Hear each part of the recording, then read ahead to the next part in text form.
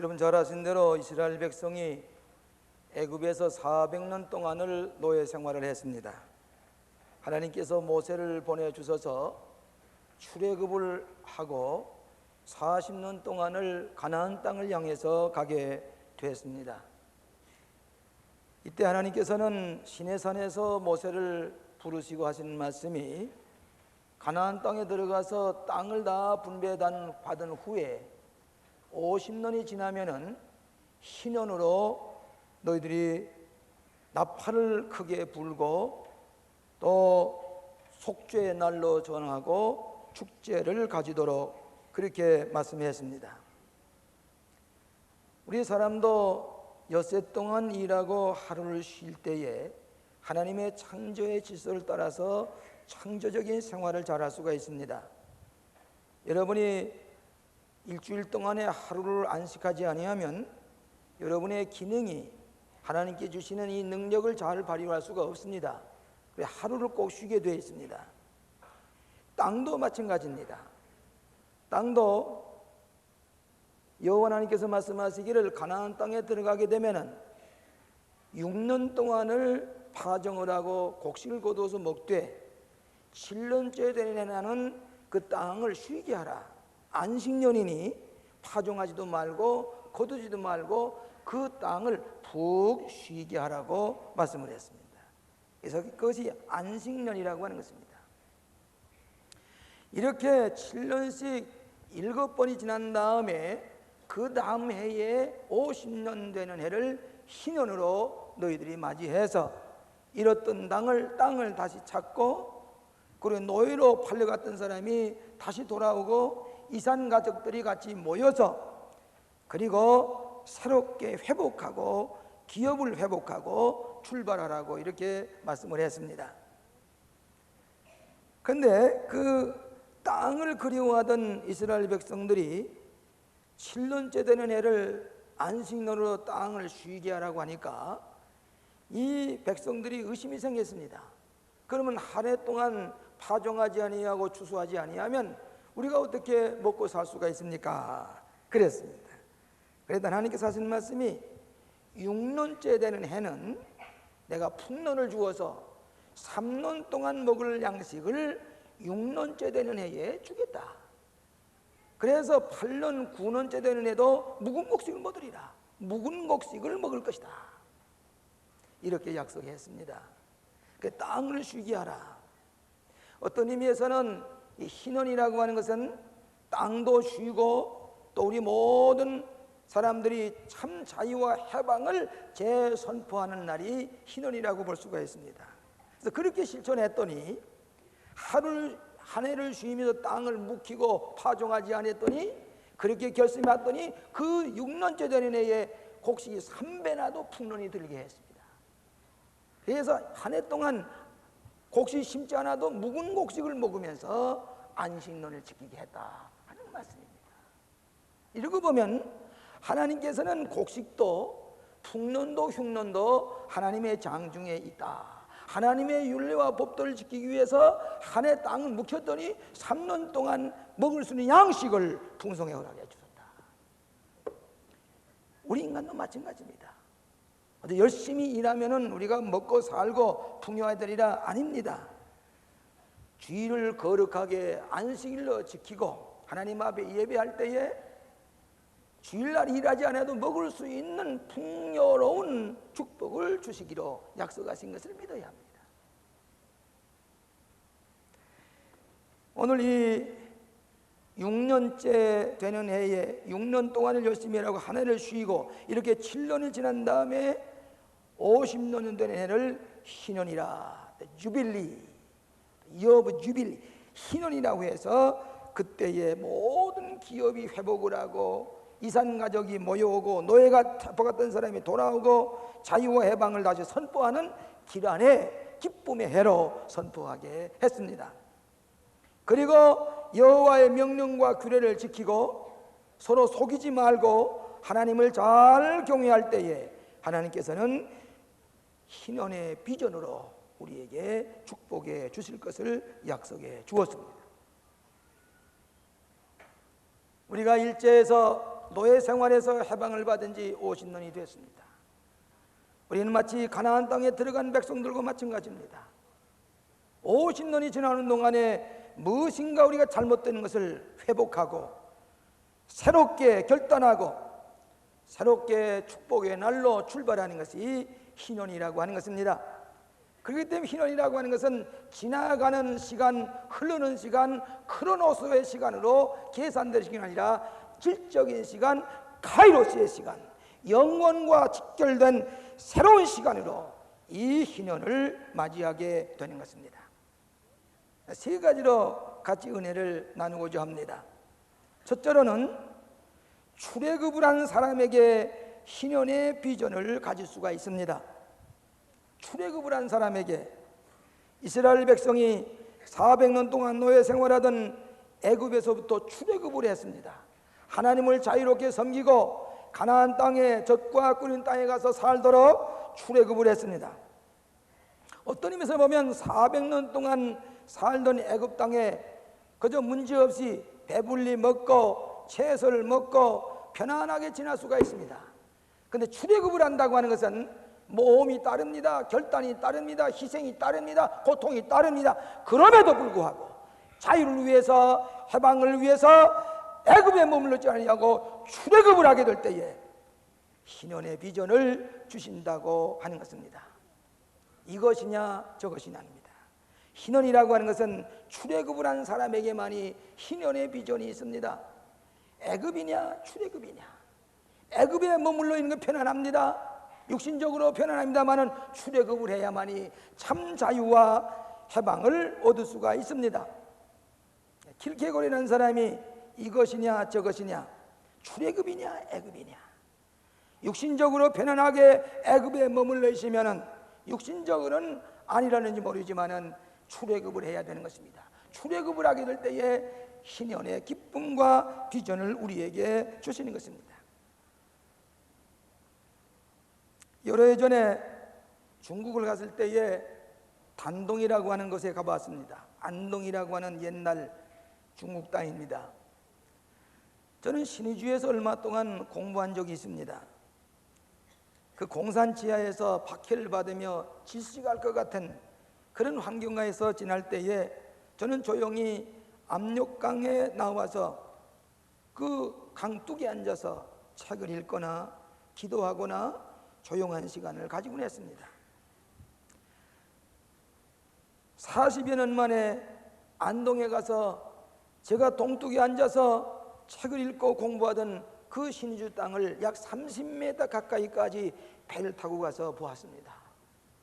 40여 년 전의 모습이 그대로 있습니다. 그 모양 그대로 달라진 것이 없습니다. 거기에 사진을 찍고 그걸 바라보면서 그때 일을 회상해 보았습니다. 그때 저는 그 동뚝에 와서 책을 읽다가 근데 배에 좀 오르고 싶은 생각이 있어서 큰 짱크라고 하는 큰 배가 있는데 그리로 올라타기 위해서 조그만 보트를 탄 다음에 거기서 건너뛰려고 했습니다. 한 발은 큰 배에 옮기고 한 발은 작은 배에 이렇게 걸치고 있는데 그대로 뛰어넘어서면은 안전할 텐데 양발을 거치고 있었습니다. 그런 동안에 배가 점점 밀려갔습니다. 더 이상 거기 설 수가 없어서 그 압록강물에 몽땅 빠지고 말았습니다. 책을 간 이제 물속에 깊이 들어갔다가 겨우 밧줄을 잡고서 살아남았습니다. 이것이냐 저것이냐. 배에 오르든지 육지에 서 있든지 할 것인데 양곳에 발을 디디고 있을 때에 저는 죽을 뻔했습니다. 신앙생활도 마찬가지입니다. 애굽이냐 출애굽이냐, 이것이냐 저것이냐. 우리는 하늘나라의 백성으로서 하늘나라의 유업을 받은 자로서 결단하고 하나님의 백성으로서 하나님의 시민권을 가지고 살아가는 우리들이 될지언정 한 곳에 땅을 디디고 양옆에 그대로 결단하지 못하고 사는 그들에게는 희년의 비전을 가질 수가 없다는 얘기입니다. 애굽이냐 출애굽이냐, 어디에 속해 있느냐.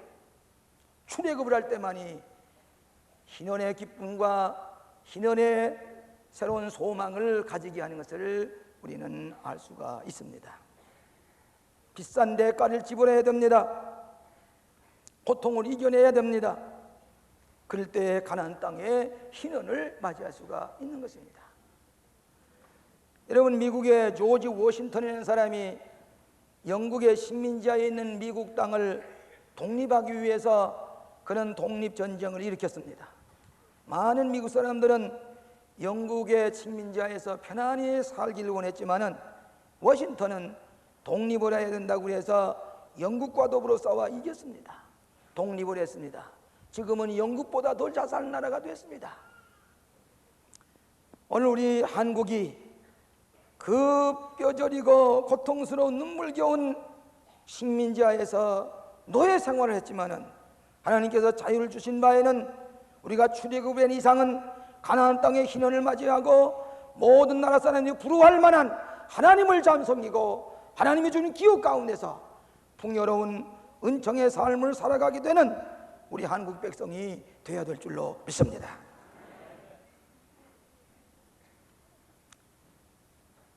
우리 광림교회가 중구 쌍림동에 있었습니다. 제가 처음에 그 교회 갈 때에 170여 명, 건물은 200평이 넘는 건물에 한 500명이 앉을 수 있는 그런 교회인데 붉은 벽돌로 잘 지었습니다. 그런데 그 옆에는 영락교회가 있고 충현교회가 있고 또 이 충무성결교회가 있고 경동교회가 있고 큰 교회들인 사이에 우리 광림교회가 끼어 있습니다. 해보니까 너무 다 기진맥진하고 피곤해 보이고 무슨 의욕이 없어 보이고 꿈이 없어 보입니다. 제가 그때 공군사관학교에 군목으로 있다가 거기에 부임을 했습니다. 그 사관생들에게 설교하다가 그 기진맥진해 있는 광림교인들을 밤만 보니까 기가 차요. 이거 어떡하나 꿈을 가졌습니다. 열심히 전도하기 시작을 했습니다. 그 후에 교인들이 200명 모이고 300명 모이고 400명이 모이고 500명이 모이고 700명이 모이고 1000명이 모이고 2000명이 모이고 3000명이 모이고 계속해서 교인들이 불어나기 시작을 했습니다. 더 이상 거기 있을 수가 없어서 이 강남에 왔습니다. 강남에 36곳을 다니면서 예배당 터를 찾으려고 했지만은 마지막에 이 배나무 밭을 주웠습니다. 배나무 밭에 엎드려 기도하고 이 교회를 짓기 시작을 했습니다. 나는 단동 10전을 미국 사람들에게 이 예배당 지에 도와달라는 얘기하지 않았습니다. 꿈을 가지고 하나님께 준 비전을 가지고 기도하며 믿음을 가지고 나갈 때에 하나님께서 이 예배당을 주셨습니다. 교인들을 수만 명 모이는 교회가 되게 했습니다. 모스크바 예배당을 짓게 했습니다. 에스토니아 예배당을 짓습니다. 마니라에, 오사카에, 저 선교사를 사방에 파송하는 교회가 되고 국내에도 예배당을 여러 곳에 지었습니다. 빈손으로 비전을 가지고 하나님의 약속의 말씀 믿고 나갈 때에, 결단할 때에, 출애굽을 할 때에 오늘 희년의 비전을 가질 수 있는 세계 여러 나라에게 우리의 복음을 증거하는 우리 감리교회, 광림교회가 되게 하신 줄로 믿습니다. 출애굽의 결단에는 고통과 아픔과 시련이 따르다고 할지라도 우리가 저 희년의 비전을 가지고 달려갈 때에 하나님께서는 우리가 모든 세계 인류를 향해서 큰 사역을 감당하게 하는 위대한 교회가 되게 하신 줄로 믿습니다. 두 번째로는 희년은 회복과 번영의 비전이 있어야 됩니다. 희년에는 회복과 번영의 비전입니다. 여러분, 희년에는 큰 나팔을 부으려고 그랬습니다. 희년의 약속의 말씀 믿고 하나님의 규례와 법대로 새롭게 출발하는 나팔을 크게 부는 것입니다.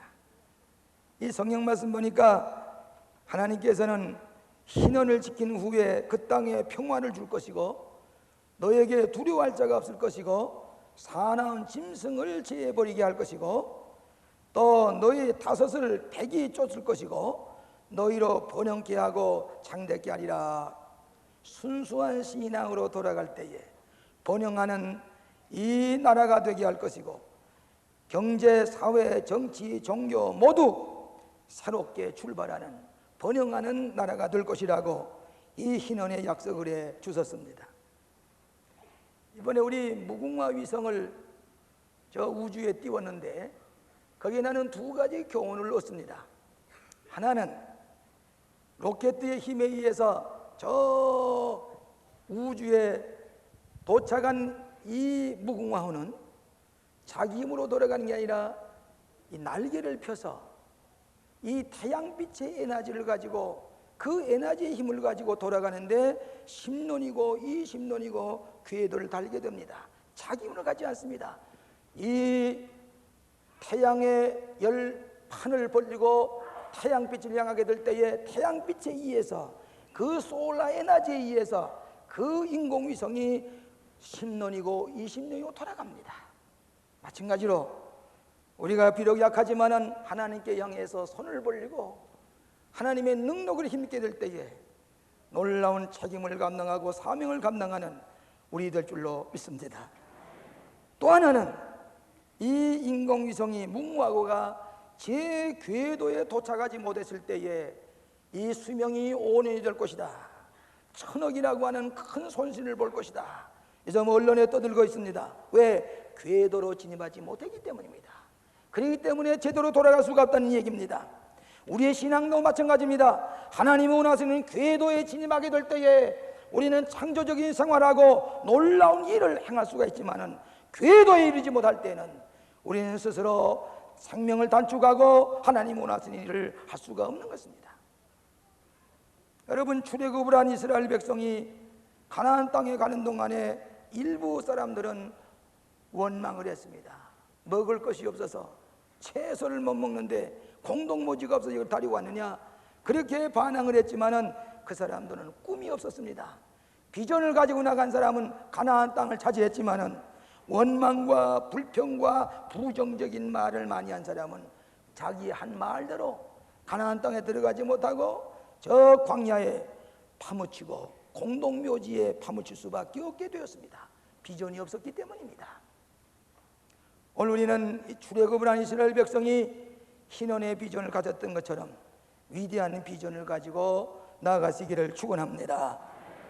여러분, 인디안 추장에 대한 얘기를 제가 저번에 여의도 광장에서 설교하면서 말씀을 드린 적이 있습니다. 미국에 오는 인디안 추장이 병들어서 죽게 되었습니다. 이 추장은 자기의 후계자를 세우기 위해서 아주 장정 씩씩한 청년 세 사람을 불러다가 내가 이제 죽게 되었으니 내 추장직을 너희들이 계승해야 될 텐데 먼저 저 높은 산봉우리에 올라갔다가 오라고 그랬습니다. 그래서 이 세 장정이 이제 산으로 향해 올라갑니다. 높은 산봉 올라갔다가 내려오는데 내려올 때에 한 장정은 그 산에 있는 바위 틈에 있는 오래된 청태를 한 점 뜯어가지고 왔습니다. 그리고 추장 있는데 와서 주장님 제가 제일 먼저 올라갔다 내려왔습니다. 제가 올라갔던 데는 이 청태가 있었습니다. 저 산봉우리에서 청채를 뜯어가지고 왔습니다. 제게 추장직을 주십시오 그랬습니다. 그랬더니 이 추장이 빙긋이 웃으면서 잠깐은 옆에 앉아 쉬라고 그랬습니다. 좀 있다가 또 하나의 추장이 내려왔습니다. 이 청년이 내려와서 주장님 제가 올라가 보니까 높은 봉우리에 이 고상성 식물이 있는 것을 뜯어가지고 왔습니다. 제가 제일 높은 봉우리에 올라갔다가 내려왔습니다. 제게 추장직을 주십시오 그랬습니다. 근데 추장이 빙긋이 웃으면서 잠깐 앉아 쉬라고 그랬습니다. 좀 있으니까 한 장정이 뛰어내려왔는데 숨이 헐떡거리면서 주장님 제가 올라가 보니까 저 산 너머에는 무변광대한 옥토가 널려져 있는데 저 이 부적을 제게 맡기시면 저 산 너머에는 옥토 넓은 광야에서 잘 사는 부적이 되게 하겠습니다. 눈에 눈동자의 빛이 납니다. 눈동자의 비전이 있습니다. 손에 아무것도 없습니다. 내게 이 부적을 맡기십시오. 비전을 가진 이 젊은이에게 오라, 내 추장직을 네게 주마. 네 비전을 가지고 이 인디안 부적을 살리라고 그랬습니다. 손에 아무것도 없다고 할지라도 하나님께 주신 이 비전, 신원의 비전을 가지고 나갈 때에 번영과 회복의 은총이 넘치게 될 줄로 믿습니다. 1991년에 세계 감리교 대회가 싱가포르에서 있었습니다. 근데 싱가포르에는 감리교가 한 30여 개밖에 없습니다. 한국은 4,300교회인데 저 싱가포르에는 감리교가 30여 개밖에 없는데 거기서 세계의 감리교 대회를 모입니다. 이 한국 서울에는 왜 이런 대회가 없는가? 그래서 안타까워서 아시아 존에 한 번 돌아오는데 이 앞으로 20년이 지나가야 올까 말까 합니다. 근데 왜 서울에서 못하고 싱가포르에서 했을까? 제가 안타까운 생각에서 거기에 이 감리교 지도층에 있는 분들에게 얘기를 했습니다. 이번에 꼭 서울에서 대회를 하셔야 될 텐데 이거 서울에서 못해서 유감스럽습니다. 근데 한 가지 요청이 있습니다. 5년마다 한 번씩 대회를 모이지만은 이번에 한번 세계 감독들이 서울에 오시면 어떻겠습니까? 일단 서울에 오시면은 그 모든 비용은 우리 광림교회에서 대겠습니다. 그때 내가 감독 될 생각도 안 했습니다. 그때는 저 세미나하우스가 지어지지도 않을 때입니다. 아무것도 없을 때입니다. 오시기만 하면은 우리 교회에서 이 감독님 다 모시겠습니다. 그렇게 얘기를 했습니다. 그랬더니 그 비숍 헌이라는 분이 사실이냐고. 사실이지요. 우리 한국 감리교회 오셔서 우리 감리교회의 모습을 좀 보시면 좋겠습니다. 그 외에 여러 차례 감독들이 회의하는 가운데 어떤 분은 거기까지 갈 게 뭐 있냐고 반대한 사람도 있었습니다. 그런데 모두 다 결의를 해가지고 이제 내일 모레부터 세계의 감독들 150명이 모여서 여러분이 지으신 세미나 하우스에서 이번에 세계 감독 회의를 열게 되는데 세미나 하우스가 없는 빈토에서 아무것도 없는데 꿈만 가지고 세계 감독들 오십시오. 우리 한국에 오셔서 같이 우리의 받은 축복을 나누시다 할 때에 세미나 하우스가 지지지 않을 때입니다. 꿈만 가지고 약속을 했더니 드디어 1995년 8월 22일부터 일주일까지 여러분이 지은 세미나 하우스에서 이 세계의 감독들, 교회 지도자들이 모여서 하나님 앞에 큰 회의를 가지고 대통령께서도 귀빈들이 오신다고 리셉션으로 청와대로 모시고 같이 대화의 시간을 가지게 하는 놀라운 일들은 꿈을 가지고 믿음을 가지고 약속한 것이 오늘 현실로 이루어진 줄로 믿습니다. 이것이 꿈의 사람이고 비전의 사람이고 신원의 비전을 가진 사람은 우리 회복과 번영의 약속을 믿고 꿈과 믿음을 가지고 나갈 때에 승리하게 하실 줄로 믿습니다. 마지막으로 세 번째는 희년의 통일의 비전을 가지자고 하는 것입니다. 이 희년은 통일의 비전, 화해와 일치의 비전을 가지게 하는 것입니다. 제가 이번에 지난주일 오후 4시에 실상은 판문점에 가서 북한에서 온 교우들과 우리 남쪽의 교우들과 함께 판문점에서 연합 예배를 드리기로 했습니다. 그러나 그 북한에 있는 교우들이 오지를 못했습니다. 그래서 철조망을 옆에 두고 저 임진각 옆에서 우리들끼리만 모여서 예배를 드렸습니다. 그때 중요한 메시지가 무엇인가 하니 희년의 통일의 그 꿈을 우리가 가지고 막심하지 말고 기도하자고 하는 내용이었습니다. 오늘 아직도 북한 땅을 회복하지 못하겠습니다. 잃어버린 땅을 찾지 못하고 있습니다. 굶주린 내 백성들, 어려움을 당하고 있는 내 성도들 우리는 되찾아야 되겠습니다. 이제 희년의 나팔을, 통일의 나팔을 크게 분무로 말미암아 남북한이 통일이 되어서 함께 예배 보는 날이 올 것을 믿고 희년의 나팔, 통일의 나팔을 힘께 부는 여러분 되시기를 바랍니다. 하나님의 계획과 섭리는 어느 땐가는 한 민족이 되게 하실 것입니다. 여리고성을 7벌 돌던 이스라엘 백성이 마지막 날 양강나팔이 불면 크게 불게 될 때에 여리고성이 무너져서 그것들이 다 이제 점령하게 된 것처럼 오늘 우리가 나팔을 크게 불 때에 어느 땐가는 우리 저 장벽이 무너지고 하나이 되는 날이 올 것을 믿고 통일의 희년의 나팔을 크게 부는 우리들이 되어야 될 줄로 믿습니다. 여러분, 동독과 서독이 통일될 때에 동독교회의 서독교회는 비밀리에 많은 지원을 했습니다. 입으로 통일이라는 말을 제대로 하지 않았습니다. 끊임없이 지원했습니다. 동독교회가 요구하는 것, 동독정부가 요구하는 것, 서독교회가 계속해서 지원했습니다. 이제 베를린 장벽이 무너지기 전에 니콜라이 교회라고 하는 교회에서는 매 월요일마다 통일을 위해서 기도하게 되었습니다. 처음에는 수십 명이 모이더니, 그 다음에는 수백 명이 모이더니, 수천 명이 모이더니, 베를린 장벽이 무너지기 직전에는 월요일에 모이는 니콜라스 교회에 몇 명이 모이는 거니 30만 명이 모였습니다. 그리고 하나님 앞에 기도할 때에 드디어 베를린 장벽이 무너지고 하나이 되게 한 꿈의 성취를 우리는 눈으로 보고 있습니다.